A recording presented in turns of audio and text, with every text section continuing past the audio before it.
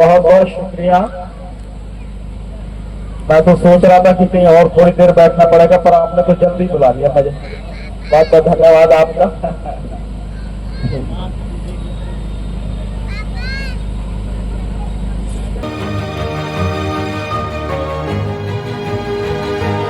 कि ये समझने की कोशिश करो कि इसके पीछे असली कौन है, असली आतंकवादी कौन है। क्या वही है जिनको बताया जा रहा है या कोई और है? थोड़ा सा और पीछे जाओ। जब 14 फरवरी 2019 में पुलवामा कांड हुआ था, ध्यान है आपको? जब पुलवामा कांड हुआ था तो उस दौरान भी मोदी वहां पे जिम कॉर्बेट पार्क में उत्तराखंड में फिल्म बना रहा था, डिस्कवरी चैनल के लिए फिल्म बना रहा था। और जब उसे बताया गया तो कह रहे कि बाजी का वहां वो नहीं मिला, उसका फोन नहीं मिला। अबे प्रधानमंत्री का फोन नहीं मिलेगा जो हर समय चालू होता है, फोन नहीं मिला। और ऐसा ही यहां हुआ कि जब पहलगांव में घटना हुई तो आपने देखा होगा कि जो व्यक्ति मरे हैं उनमें से एक ही बहन करी है। 1.5 घंटे तक कोई नहीं था, न पुलिस थी, न सेना थी और न ही फर्स्ट एड थी, कोई नहीं था। और इस 1.5 घंटे में बाकी जो हजारों की संख्या में वहां पर सैलानी थे, पर्यटक थे, घूमने जो लोग गए थे, उन्हें बचाया किसने? उन्हें बचाया हमारे उन्हीं कश्मीरी मुसलमान भाइयों ने, जो घोड़े पर कच्चे पर लेकर उन्हें घुमाने लेके गए, उन्होंने बचाया। आपने देखा होगा एक व्यक्ति अपनी पीठ पर एक व्यक्ति को लेकर भाग रहा, उन्होंने बचाया, जिनके प्रति नफरत फैलाई जा रही है। ये बात बताने का मेरा मकसद सिर्फ ये है, इस चीज को समझो आप, हालात कितने गंभीर हैं। कहीं ऐसा तो नहीं है कि ये जो काम सब कुछ हुआ है इसके पीछे 2 बड़े कारण हों। एक, बिहार का चुनाव होने वाला है सितंबर अक्टूबर में। कहीं यही तो नहीं है किसी से पहले हिंदू मुस्लिम करके बंटवारा करो। हालांकि मोदी को चुनाव जीतने के लिए इनकी जरूरत नहीं, वो तो मशीन में जो है सब कुछ कर करा के जीत जाता है ईवीएम पे। इनके लोगों की जरूरत नहीं, वोटों की जरूरत नहीं। लेकिन ये सब करके ईवीएम में जब बेईमानी करेगा चुनाव आयोग के माध्यम से, तो ये हल्ला मचाया जाए क्योंकि हिंदू मुस्लिम की वजह से बंटवारा हो गया और मुसलमानों को छोड़ के सारे हिंदू एक हो गए, इसलिए हम बिहार जीत गए। ये साजिश तो नहीं है उसके पीछे के? कहीं ऐसा तो नहीं है कि जो वक्फ का कानून है, जिस कानून के माध्यम से मुसलमानों की जमीन को छीनने का एक घिनौना षड्यंत्र किया जा रहा है, और वो कानून इस समय सुप्रीम कोर्ट में है, सुप्रीम कोर्ट में सुनवाई हो रही है। और सुप्रीम कोर्ट के चीफ जस्टिस ने पूछ लिया, भाई दूसरे के घर में दखलंदाजी किस बात की? हिंदू धर्म में कोई दखलंदाजी कोई दूसरा नहीं कर सकता। हिंदू धर्म के जो जितने भी आपके काम हैं उनमें कोई मुसलमान, कोई ईसाई, कोई बौद्ध, कोई पारसी, कोई सिख वो नहीं हो सकता।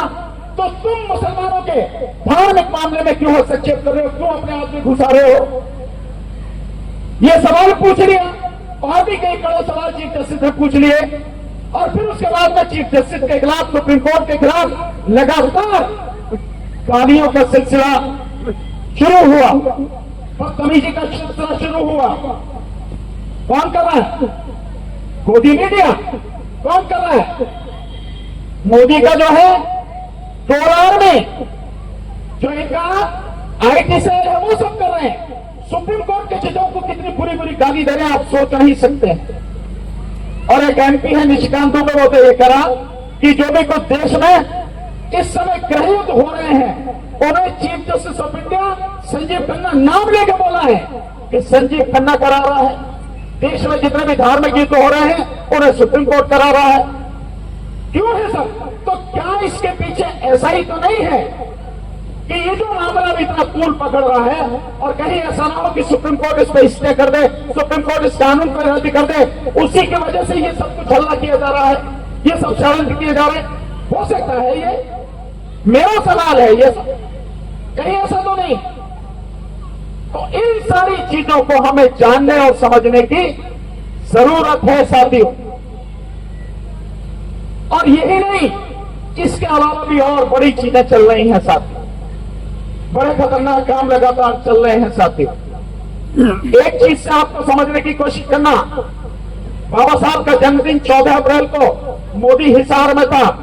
हिसार में बहुत बड़ी रैली थी, हालांकि किराए के आदमी आते सारे के सारे शासन प्रशासन इकट्ठे करके लाता, वरना तो उसे सुनने कोई कुत्ता भी ना आवे, ये उसकी हालत है।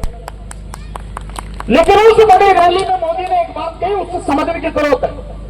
मेरा मानना यह है कि पिछले 11 साल से जितना मैं मोदी को जानने और समझने की कोशिश कर रहा हूं, मैं यही समझ पाया, जो वो कह रहा है उसे तो सुन ली, उसका तो आकलन कर ली, लेकिन जो वो नहीं कह रहा है उसको भी जानने समझने की कोशिश करो। बहुत खतरनाक आदमी है। और उसने हिसाब में ये कहा कि ये जो वक्फ बोर्ड है, इस वक्फ बोर्ड ने आदिवासियों की, दलितों की और ओबीसी की जमीन का कब्जा कर रखा। आपने कभी सुना कि आदिवासियों की जमीन पर वक्फ बोर्ड ने कब्जा कर रखा? किसी ने सुना?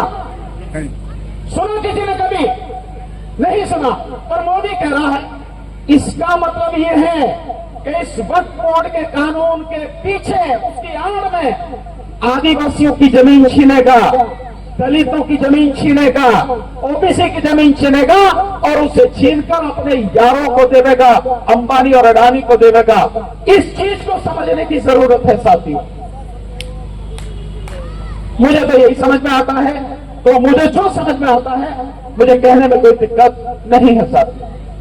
तो देश में जो वर्तमान सरकार है, इस सरकार को, इसके कार्यों को समझने की जरूरत है। एक चीज और इसके विषय में बताऊंगा, फिर दूसरी बात बताऊंगा।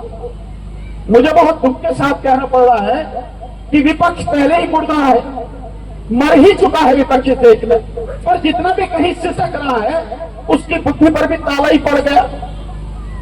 मोदी ने सर्वदलीय मीटिंग बुलाई, उसमें मोदी गायब हो गया, सारा विपक्ष सर्वदलीय मीटिंग में गया। अबे जब मोदी नहीं था तो तुम कह नहीं सकते थे कि उसे बुलाओ ना, जितना मीटिंग बुलाई, जब वो आगे तभी मीटिंग करेंगे। नहीं कहा, और भी कुछ नहीं कहा, और कह दिया जो सरकार करेगी हम उसी में सरकार के साथ में है। सरकार तुम्हें ले जाके डुबोगे, जैसे देश को डुबो रही है, तो क्या करोगे? खुद तो मरोगे, देश की जनता को भी डुबाओगे। वो भी समझने को तैयार नहीं।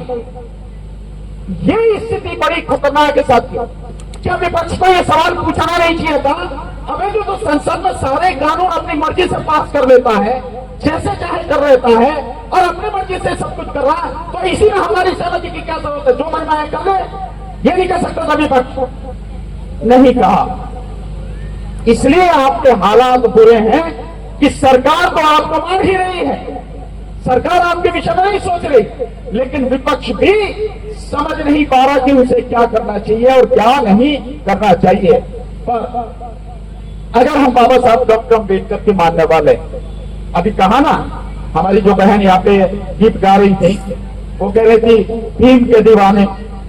अगर वाकई में भीम के दीवाने, दीवाना तो बहुत अलग होता, दीवाना तो पागल होता, और पागल में जिस चीज का पागल होता उसके अलावा उसे कुछ नजर नहीं आता, जुनूनी व्यक्ति होता है।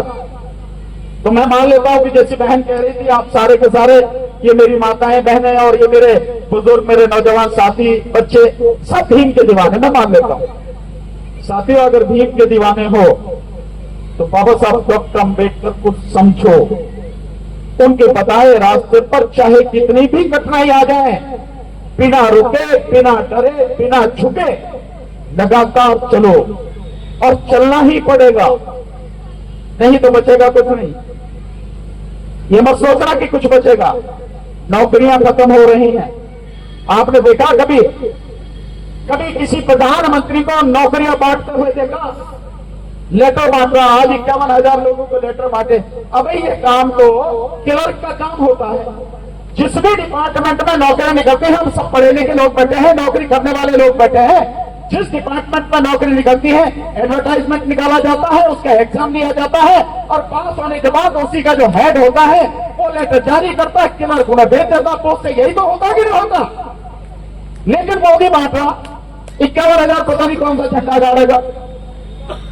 मतलब देश के सामने जो हालात है उनसे उसे चिंता नहीं है, लेकिन ये और कल आके जो अपने मन की बात करेगा, हर इतवार को करेगा, हर महीने में एक आखिरी इतवार।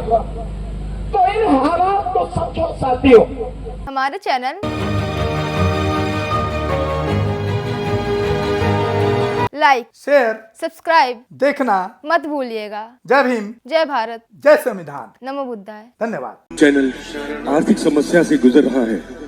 अगर आप बहुजन समाज में बाबा साहेब आम्बेडकर और तथागत बुद्ध की विचारधारा को अधिक से अधिक लोगों तक पहुंचाना चाहते हैं तो हमें आर्थिक सहयोग प्रदान करें, ताकि हम अपने चैनल के माध्यम से देश विदेश में समता, बंधुता, एकता और संवैधानिक अधिकारों को ज्यादा से ज्यादा लोगों तक पहुंचा सकें।